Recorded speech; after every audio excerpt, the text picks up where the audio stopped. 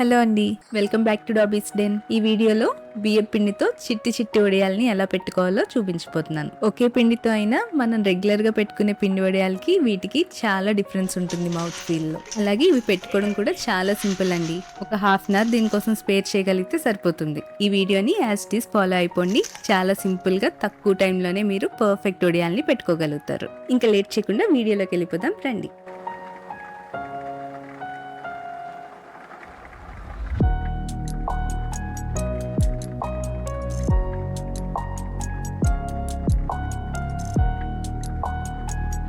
నేను 2 కప్పులు బియ్యం పిండి తీసుకుంటున్నానండి.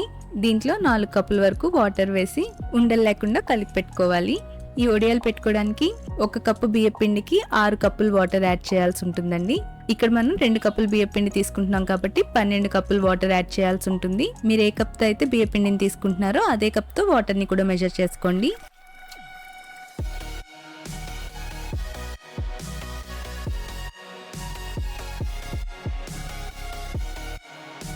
మనం పిండిని కలుపుకోవడానికి ఆల్రెడీ 4 కప్పులు వాటర్ యూస్ చేసాం కాబట్టి ఇప్పుడు మిగతా 8 కప్పుల వాటర్ని తీసుకుంటున్నాను.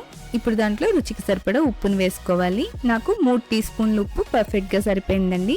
అలాగే 2 టేబుల్ స్పూన్లు సగ్గు బియ్యాన్ని కూడా వేసుకోవాలి. నేను ఇక్కడ సన్న సగ్గు బియ్యం తీసుకున్నానండి, అందుకని ఇప్పుడు ఇలా డైరెక్ట్ వేసేస్తున్నాను. ఒకవేళ మీరు పెద్దవి తీసుకుంటున్నట్టయితే ఒక పావు గంట 20 నిమిషాలు నానబెట్టి అప్పుడు వేసుకోవాలి. వాటర్ బాయిల్ అవడం స్టార్ట్ అయ్యాక మనం ముందుగా కలిపి పెట్టుకునే ఈ బియ్య పిండి మిశ్రమాన్ని కూడా కలుపుతూ వేసుకోండి.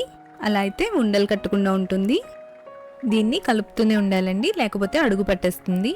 ఫ్లేమ్ని లోలో పెట్టుకోండి. పిండి మగ్గడానికి ఒక 10 నిమిషాలు పడుతుంది కాబట్టి ఈ లోపు సగ్గుబియ్యం కూడా ఉడికిపోతుంది.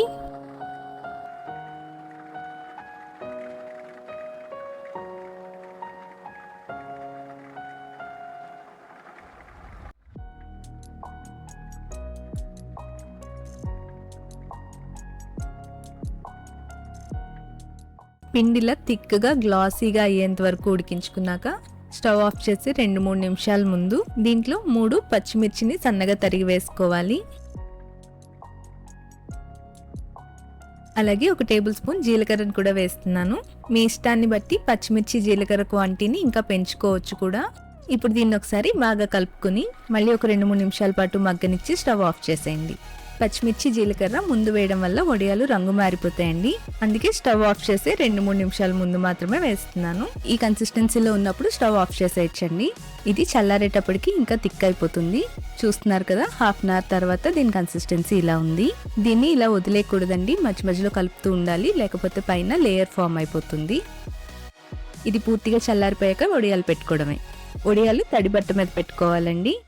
ఏదైనా కాటన్ క్లాత్ని తడిపి ఒకసారి గట్టిగా పిండి వేసుకోండి. ఇప్పుడు వీడియోలో చూపిస్తున్నట్టుగా ఈ విధంగా చిన్న చిన్నగా వడియాలు పెట్టేసుకోవడమే. ఈ వడియాలు పెట్టుకోవడానికి 1 గంట కూడా పట్టదండి. మధ్యలో పిండి చల్లారడానికి పట్టే టైం కూడా కలుపుకున్నా సరే మొత్తం గంటలోపే వడియాలు పెట్టుకోవడం కంప్లీట్ అయిపోతుంది.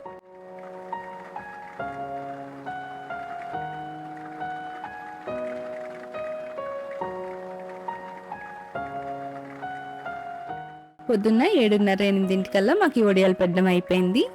చూడండి, సాయంత్రానికి ఎంత బాగా ఎండిపోయినాయో. ఒక్క రోజులోనే ఎండిపోయినా సరే మళ్ళీ వీటిని ఒక 2-3 రోజుల పాటు బాగా ఎండనివ్వండి. వడియాలు ఇలా పూర్తిగా ఎండిపోయాక ఏదైనా ఎయిర్ టైట్ కంటైనర్లో వేసి స్టోర్ చేసుకుంటే ఎంతకాలమైనా నిల్వ ఉంటాయి. ఈ వడియాలు వేయించుకోవడానికి ఆయిల్ కాస్త వేడిగానే ఉండాలి. ఆయిల్ బాగా హీట్ అయ్యాక వేస్తేనే అప్పుడే వేయగానే పువ్వుల్లా అందంగా ఇలా పైకి వచ్చేస్తాయి. నచ్చిందా? నచ్చితే వీడియోని లైక్ చేసి మీ ఫ్రెండ్స్ అండ్ ఫ్యామిలీతో షేర్ చేయండి. అలాగే ఇంకా మన ఛానల్ ఎవరైనా సబ్స్క్రైబ్ చేయకపోయింటే తప్పకుండా సబ్స్క్రైబ్ చేసేయండి. వీటితో పాటు అదే రోజు గుమ్మడి వడియాలు కూడా పెట్టామండి. సో ఆ వీడియోని కూడా మీరు మిస్ అవ్వకుండా చూడాలంటే బెల్ ఐకాన్ క్లిక్ చేసి నోటిఫికేషన్స్ని ఆన్లో పెట్టేయండి. Thank you.